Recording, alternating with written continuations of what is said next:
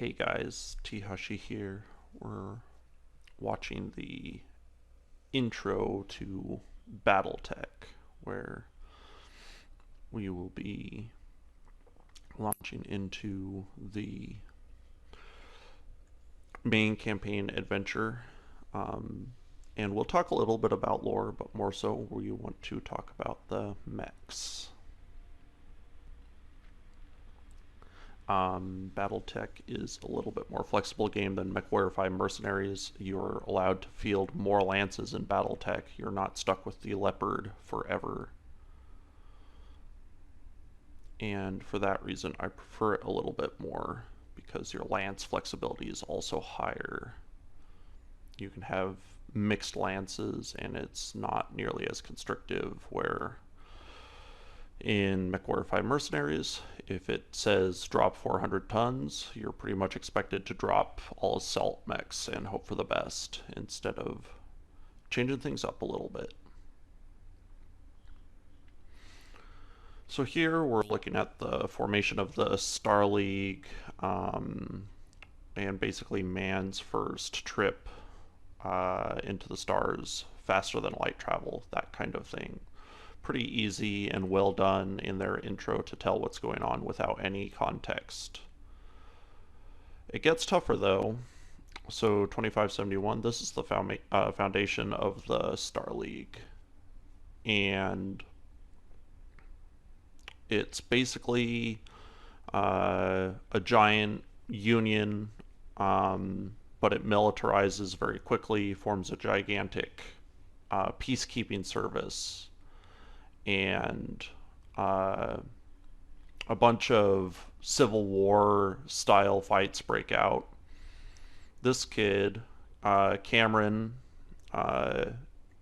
gets in charge. It's all hereditary. It's all like monarchy systems, even though they have different forms of government.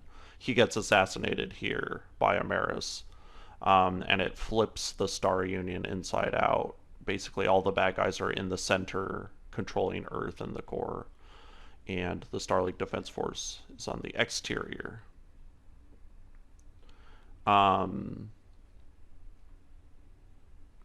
Sort of fast forward to our point, we are in a member of the Arana Restoration, and we're gonna just launch a new custom campaign. Not doing anything too fancy here. We're gonna skip the prologue.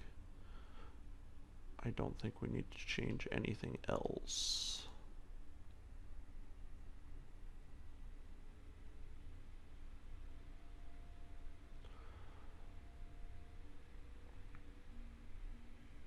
But yeah, we're gonna get into the Arana Restoration campaign. It's a periphery state.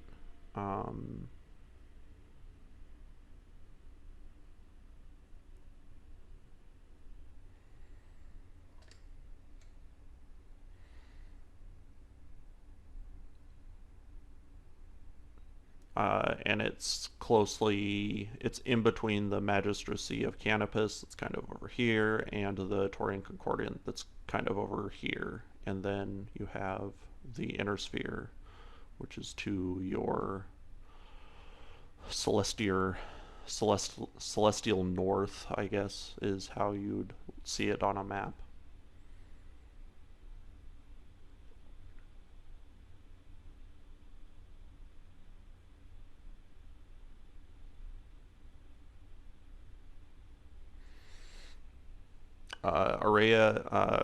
Kamea Arano is a great female protagonist. Uh, if you're interested in that kind of thing, she has a great hero's journey in terms of heeding the call to adventure, has great trials and tribulations which she faces, and has successes and failures. But also, her situation in this entire deal is pretty good, pretty well done. This fellow has a prosthesis, which I never noticed before. I guess his arm is missing as well. Looks like he had a rough time in the cockpit. Anywho, um, the Reagan Coalition is basically was an economic union. Think kind of the EU, an economic union turned into a more governmental union. Um, but it's also very tiny, just a few systems. Even within the periphery, it's tiny, and compared to like the successor states of the inner sphere, there's no contest. They're so much bigger and better equipped. But that's great because you get to tell this sort of small story in this massive universe, and it all fits in really well.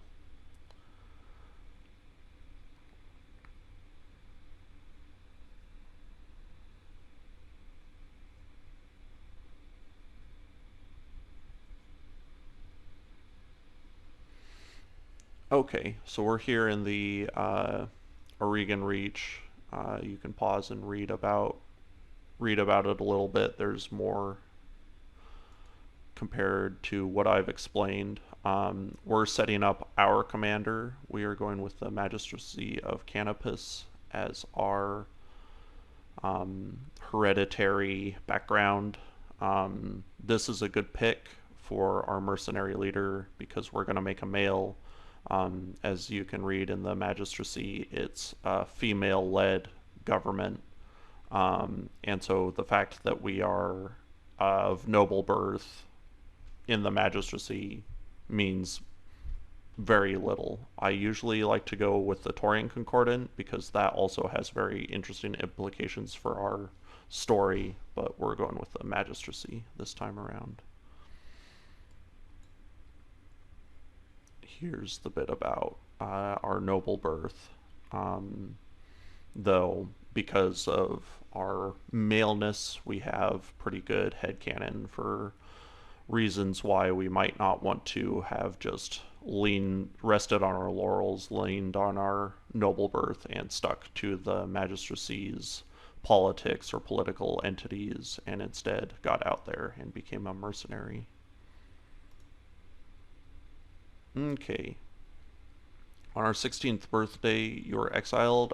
This, maybe in certain societies within the game, you could throw a story together with this. You get cool stuff, gunnery and tactics, but being exiled at 16, like you would have to do something pretty spectacular to get exiled from a society at 16. Um, Struck out on your own. This is sort of better, but I still think that this is a sort of weak backstory.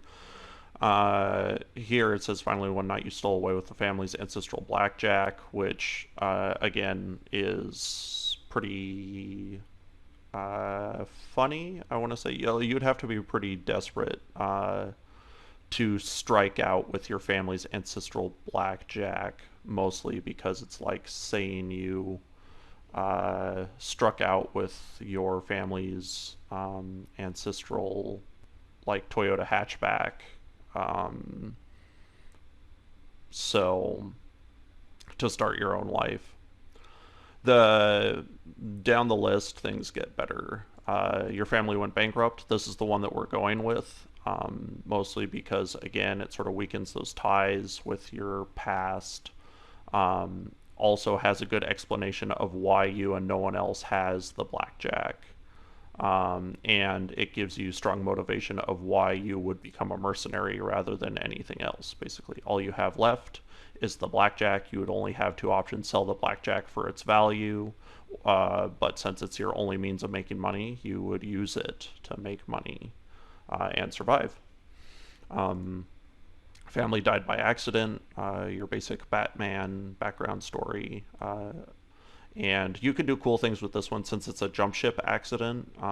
You can basically say, if you want headcanon, there are misjumps all the time. And so in universe, you can basically say your parents didn't necessarily die. If you want them back into the story in some capacity or to meet them later, you can say it was a misjump and they actually survived.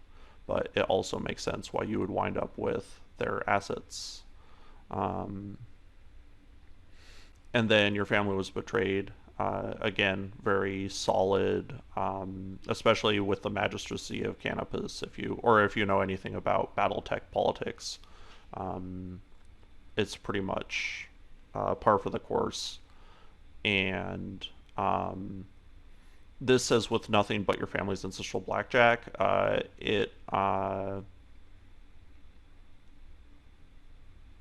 It might be better to say that you jumped in it and fought your way out, sort of thing. Maybe there is a little bit, but that's easy, logical leap to make for the storyteller.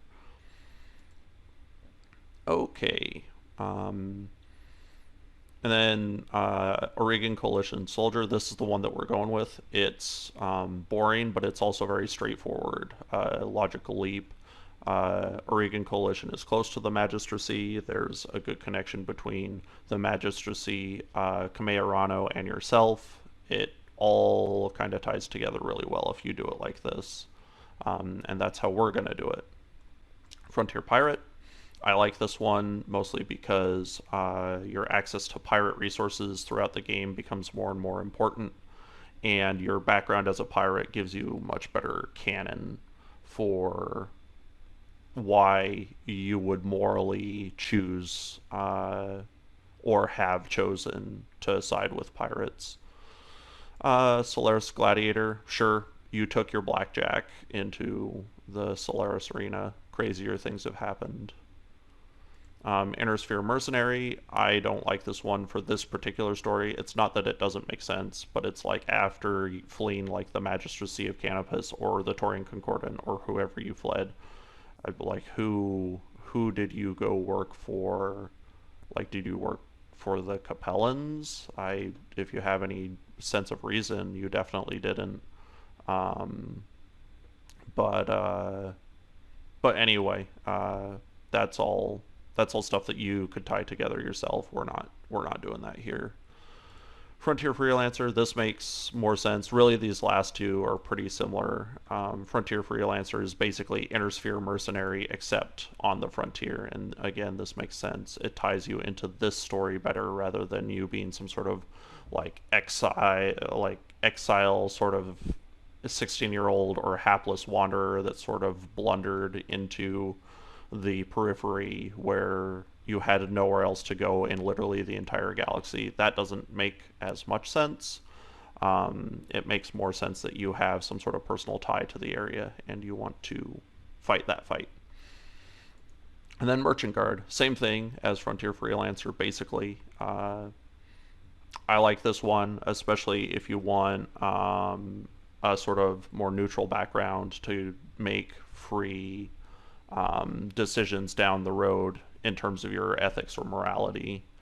And it gives you trading runs between Inner Sphere and Periphery. It's just very general, it's very clean, and you can take a lot of paths with it. Okay, father figure. Tough to be a father figure in video games, we'll just say that. We're going to go... Oops, we need a face. We're going to be a boy.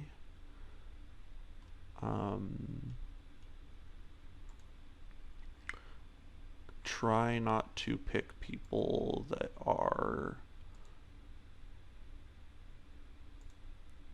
too good looking.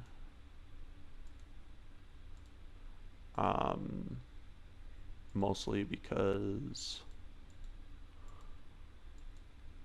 it's kind of less realistic storytelling if you want to look at it that way. Oh, there's a little tattoo we're going to get rid of. Probably don't really, since we're a soldier, don't really have too many causes for scars. Maybe a pirate instead would have scars, but we're not going with scars. But again, if your argument is something along the lines of, you know, hey, we're playing giant stompy robot video game, I'm gonna make my character look like Leonardo DiCaprio. Uh, that's okay. You do you. Enjoy your fantasy. Uh, we're gonna we're gonna move away from this sort of Father Christmas look though. Get some facial hair that's a little less crazy. I do like those sideburns.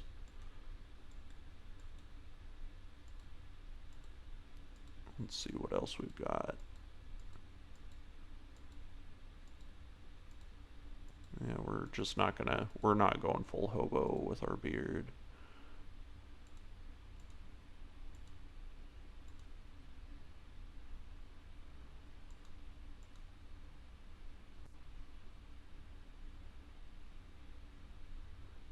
Let's play with the camera a little bit. It was kind of an arrogant image.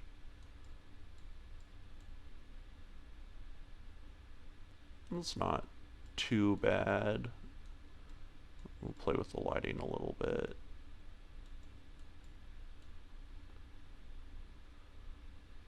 That's okay as well. We'll flip through these hairstyles a little bit once more.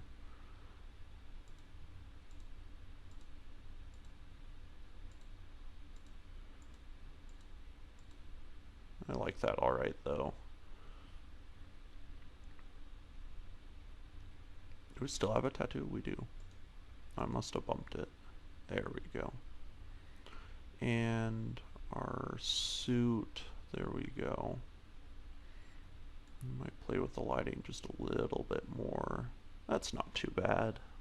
Now we're talking complexion 2. Ugh. I have to remember complexion 2. We don't want to be like ancient. We're still pretty young in this canon.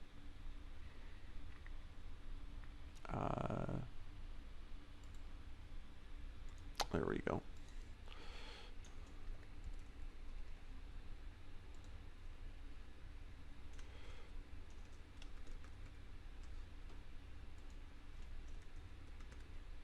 Okay, all set. Oops, somehow I got betrayed.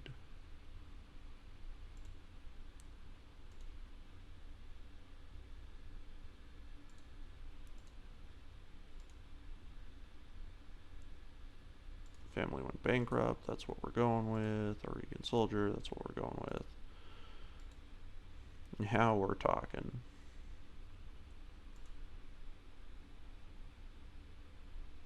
Alright, jumping through the tutorial, that's what this page means. And that will conclude our setup. All of the boring stuff, if you guys consider that stuff boring, you can skip all of that. Watch us get into action where we will start talking about the blackjack. See you next time.